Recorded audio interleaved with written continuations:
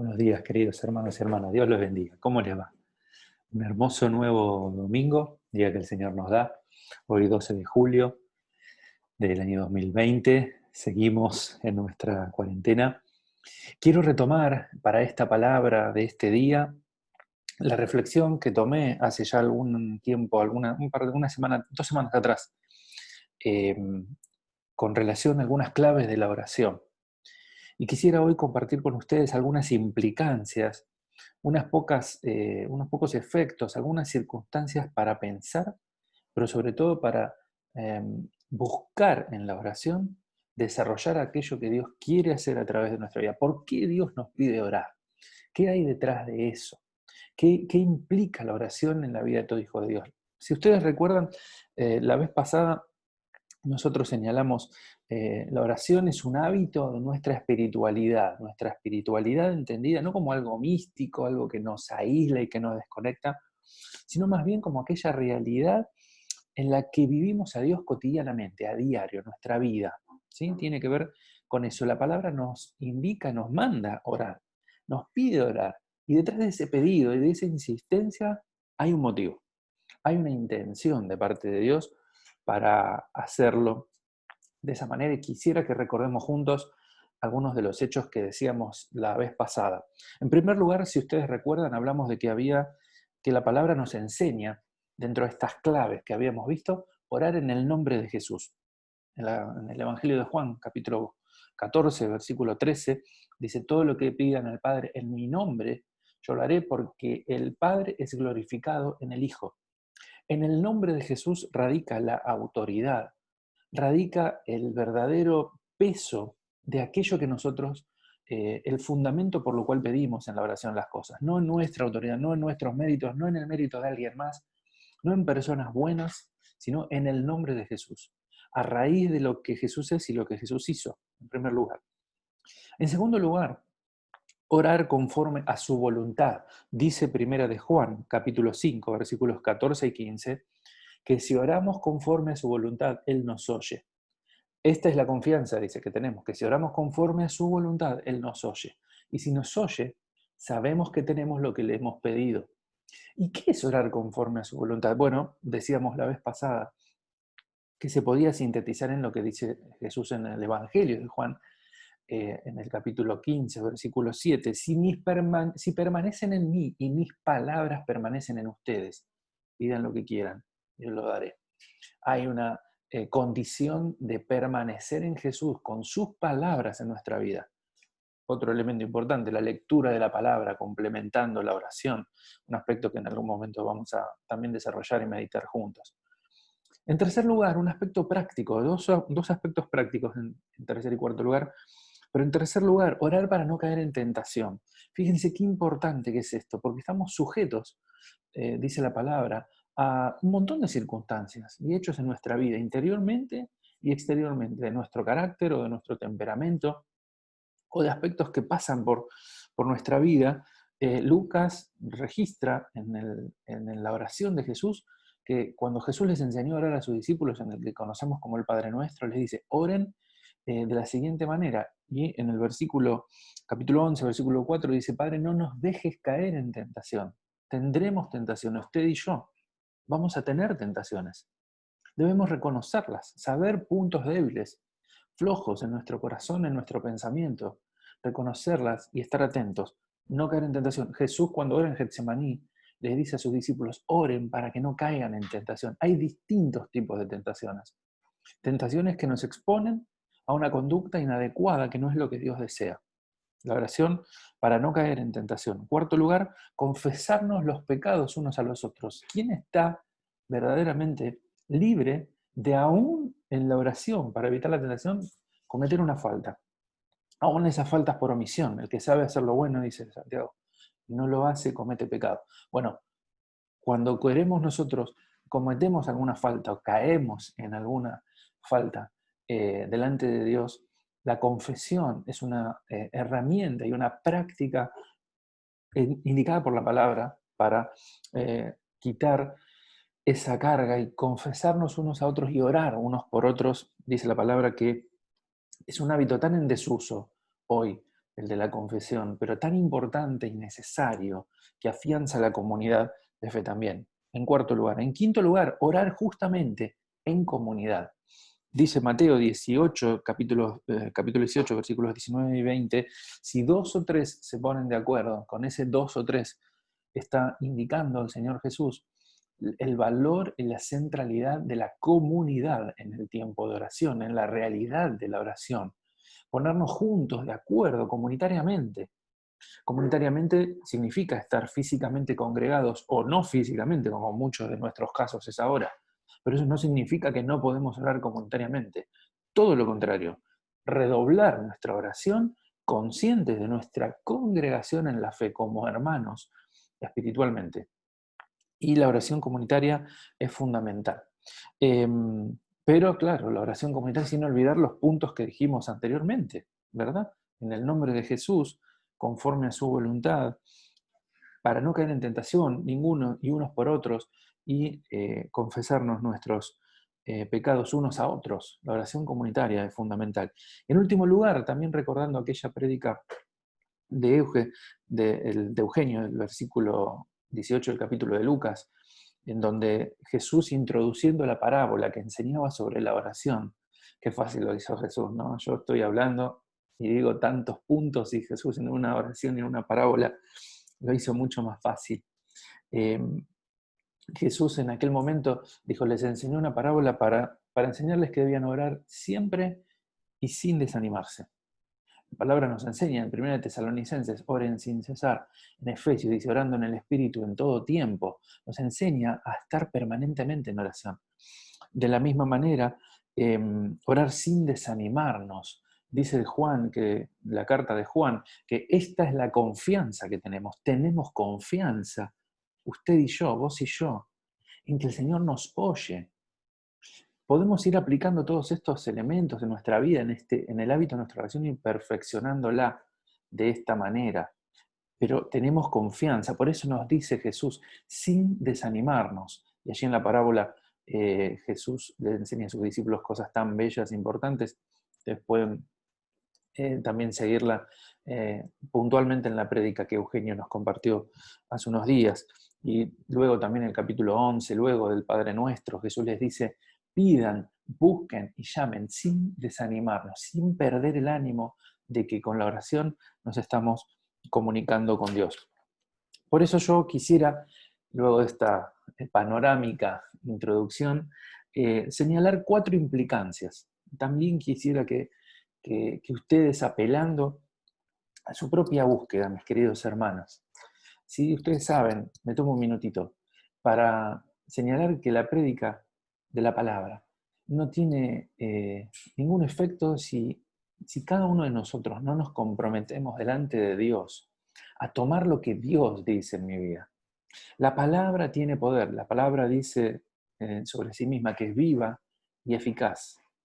No lo que dice el pastor, sino lo que a través de mi vida como instrumento, con los dones que Dios me dio, yo puedo usar estos dones para bendecir y edificar su vida, compartiéndole de esta manera, con esta explicación, con esta predicación, con esta exhortación, darle ánimo, darle luz, entendimiento, para que usted al leer y al buscar en la palabra crezca. Pero la oración la tiene que hacer, animarse a hacer usted, doblar su rodillo, sentarse en un lugar, solo, o donde sea, o en todo tiempo, como dice la palabra, buscar en oración, poner en oración nuestro ser. Pero quisiera determinar entonces, primero distinguir algo que tiene que ver la oración como acto y la oración como proceso. ¿Qué significa esto? La oración como acto es el momento en el que uno ora, el acto de la oración. Señor, te pido, o cuando estamos hablando con Dios, el acto de la oración como acto es el momento en el que uno puntualmente está orando. Pero eso no es el todo de la oración. O nosotros no podemos, o no, les recomiendo no separar ese acto de la oración de todo un proceso que implica la oración, que lleva la motivación que nos lleva a orar. ¿Saben cuándo empieza la oración? Cuando hay algo que nos viene como motivo para ponernos a orar. Ahí ya empieza el proceso de la oración. Nuestra fe que nos mueve a orar. Tenemos un motivo de decir, nada, ¿a qué le voy a pedir por esto a Dios?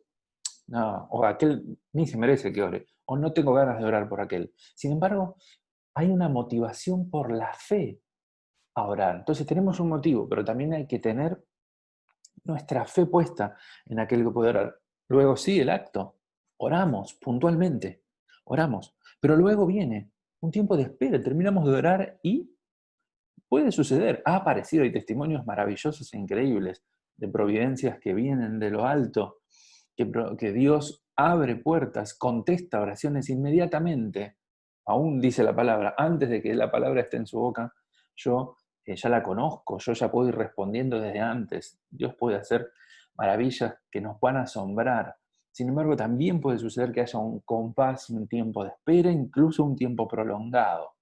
Eso también es parte de la oración, porque como vamos a ver en las implicancias, representa un tiempo en el cual hay que seguir estando alerta a eso. Todo esto es oración. Finalmente, la respuesta. Discernir y entender. La respuesta es parte de la oración, porque además esa respuesta nos mueve a continuar la oración. Por eso es un proceso dinámico. Mi hermano, si usted reduce la oración al mero hecho de la oración y de los conecta, lo desconecta de todo lo que antecede al acto de la oración y todo lo que procede luego del acto de la oración, verdaderamente nuestra oración sabe que se va a convertir en verdaderamente un acto religioso, en un acto en donde uno pone en lo material de la ejecución de ese acto su fe, nada más lejos de la realidad. Nuestra confianza está en el Señor y el Señor es un Dios que trabaja en la historia, en nuestra historia, en su historia, en mi historia, en nuestra propia vida, para reescribir una historia, para mostrarnos su voluntad para la vida en la cual nos ha puesto para vivir.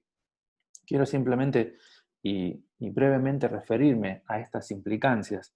En primer lugar, con la oración desarrollamos paciencia. Con la oración desarrollamos paciencia y fe, porque la oración es un ejercicio que desarrolla nuestra paciencia. Ahora, ¿sabe qué? La paciencia no es la tensa calma. La paciencia no es el estar eh, ansioso simplemente dejando pasar el tiempo. Esa no es la paciencia. La paciencia que es fruto del Espíritu, la paciencia a la que nos mueve la oración, es la de descansar en Dios.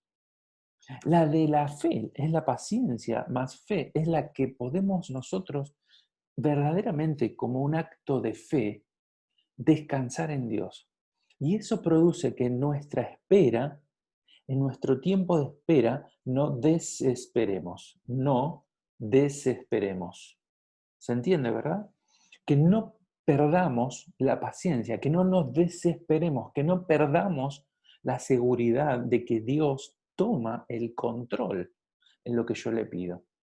La oración hecha de acuerdo a los pasos que hemos compartido, tomados de la palabra, nos permite ser pacientes en esta dimensión, en la espera adecuada, la espera en fe.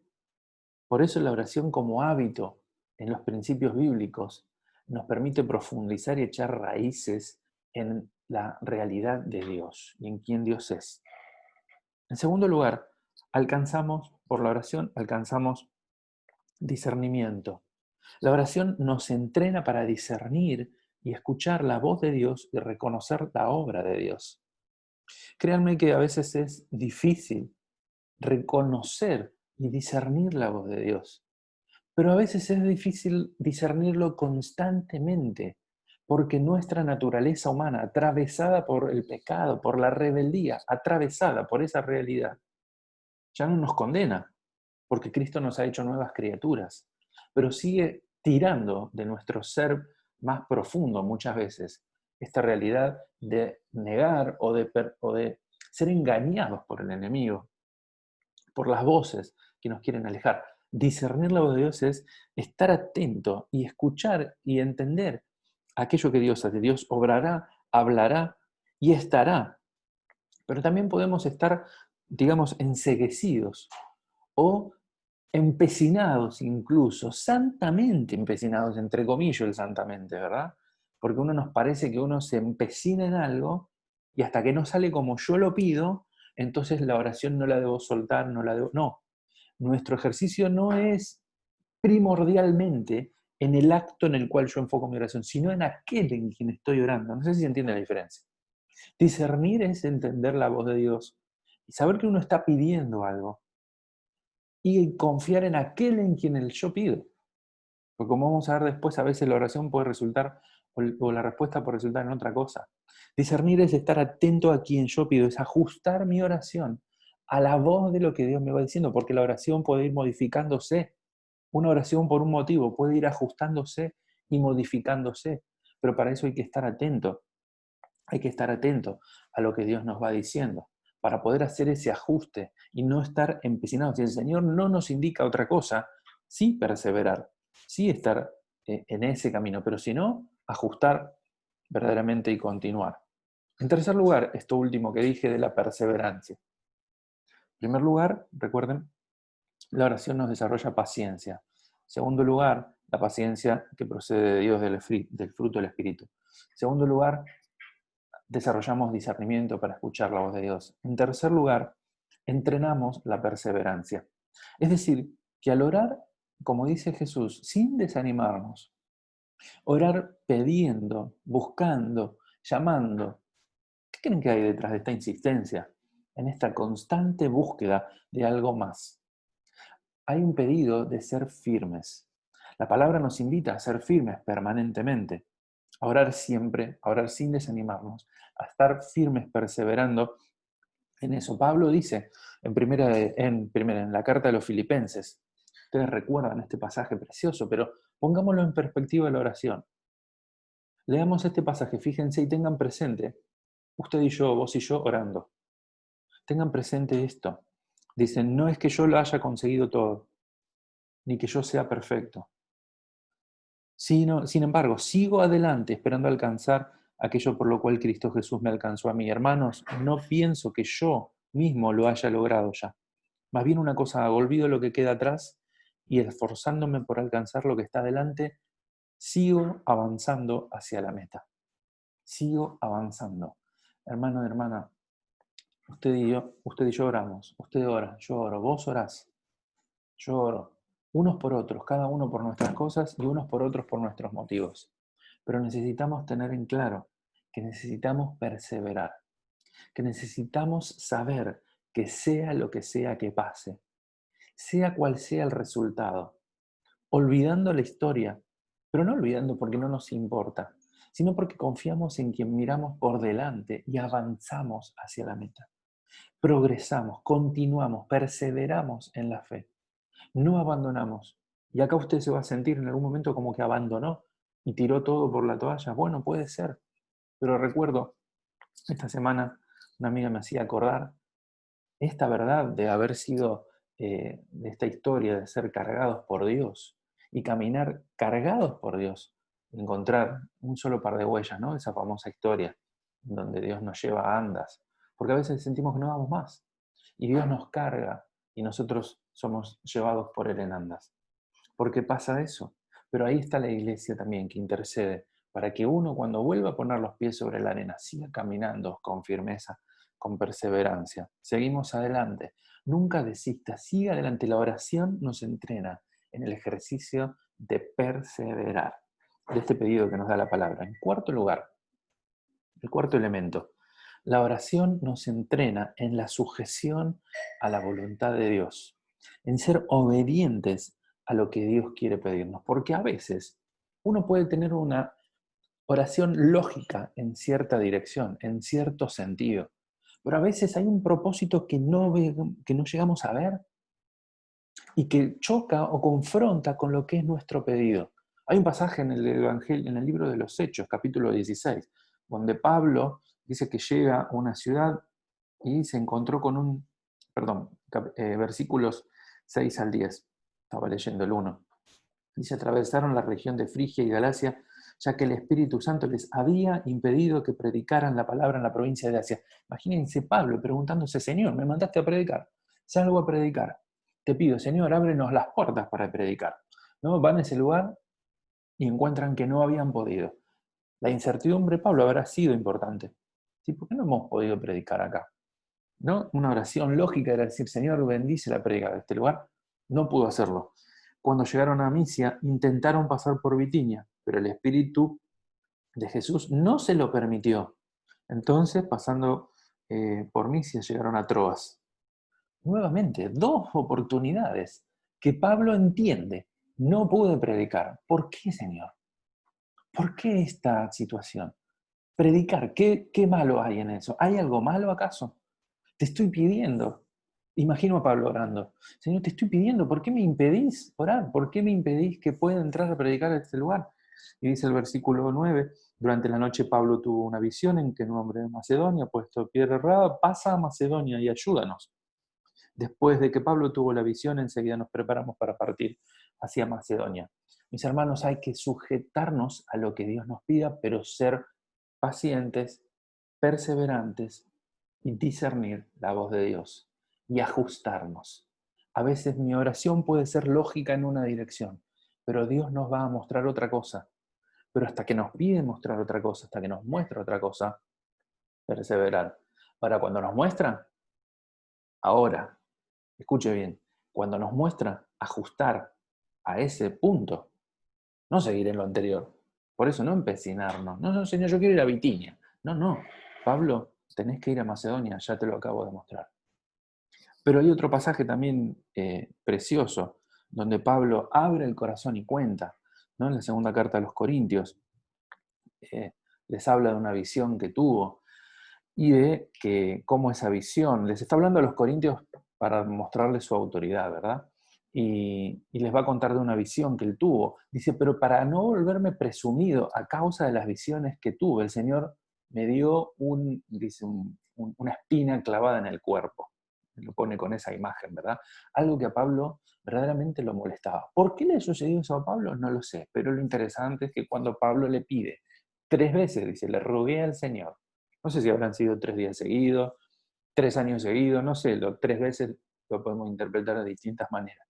3 veces le rogué al Señor que me lo quitara. Y el Señor me dijo, Pablo, te alcanza con mi gracia, pues mi poder se hace perfecto, mi poder se hace mejor, mi poder crece en tu debilidad, porque cuando vos sos débil, dependés de mí. Y en tu debilidad yo aparezco para fortalecerte. Y Pablo luego dice, entonces me gloriaré por mis debilidades y mis frustraciones. No sé si llegamos todos a ese punto. Pero lo importante o lo interesante es lo que Pablo dice cuando comienza el relato, para evitar que me volviera presumido. Quizás Pablo sabía cuáles eran sus debilidades, cuáles eran sus puntos flojos, su orgullo, su vanagloria en algún sentido. Por eso se esfuerza en decir, no me gloriaré en ninguna otra cosa que no sea en Jesucristo. No haré alarde de nada sino de la cruz y de Cristo crucificado. De tal manera que Pablo pidió una cosa, pero recibió otra respuesta. Y Dios y Pablo tuvo que ajustarse, y lo hizo. Pero usted y yo, qué desafío, ¿verdad? Qué desafío cuando la respuesta de Dios es en otra dirección. Y necesitamos discernir lo que Dios nos pide para ajustar eso a lo que Dios desea verdaderamente hacer en nuestra vida. A veces la oración no va a hacer lo que yo le estoy pidiendo. A veces la oración tiene que ver con lo que Dios ve, que es mucho más. Dios ve su corazón, Dios ve tu pensamiento, Dios ve tu fragilidad en un área de tu vida, Dios ve tus puntos más inseguros y trabaja sobre ellos, trabaja sobre ellos. Por eso no digo que te va a pasar ni a usted, ni a mí, ni a vos, ni a mí como a Pablo, que va a venir algo para picarnos o aguijonearnos. Simplemente digo, cuando oramos, atentos a la voz de Dios y sujetos a la voz de Dios. Querido mi hermano, mi hermana, quiero terminar con esto, las 4 implicancias o los 4 efectos. Paciencia y fe para descansar en Dios. Al orar, desarrollamos discernimiento para escuchar la voz de Dios. Entrenamos la perseverancia para permanecer y seguir adelante. Y estamos firmes, sujetos a lo que a lo que Dios nos dice y ajustamos nuestra oración y nuestra vida a lo que Dios nos da. Quiero terminar y orar por vos. Padre del cielo, en el nombre de Jesús, te quiero dar gracias, Señor, por esta bendición que nos das de permitirnos orar, comunicarnos con vos, estar en comunión contigo. Señor, quiero pedirte que bendigas a mi hermano, a mi hermana, a su familia, que lo bendigas en lo íntimo de su ser, en lo profundo de su corazón, para que le permitas crecer en este maravilloso hábito, en este acto tan precioso que nos enseñaste y nos mandaste a hacer, que es el de orar y el de estar en comunión contigo a través de la oración. Señor, ayúdanos a crecer, a estar firmes, a ser mejores oradores, Señor, por medio de lo que nos enseñas en tu palabra, Señor. Gracias te quiero dar. Bendigo la vida de cada uno de mis hermanos y hermanas, desde los más pequeños, adolescentes, jóvenes, mayores, adultos. Cuán importante es la oración de toda tu iglesia, unos por otros, y de la oración privada en comunión contigo, Señor, donde vos haces respuestas maravillosas a nuestro corazón. En el nombre de Jesús, Señor, oramos, te alabamos y te bendecimos. Amén y amén. Que Dios los bendiga, queridos hermanos y hermanas.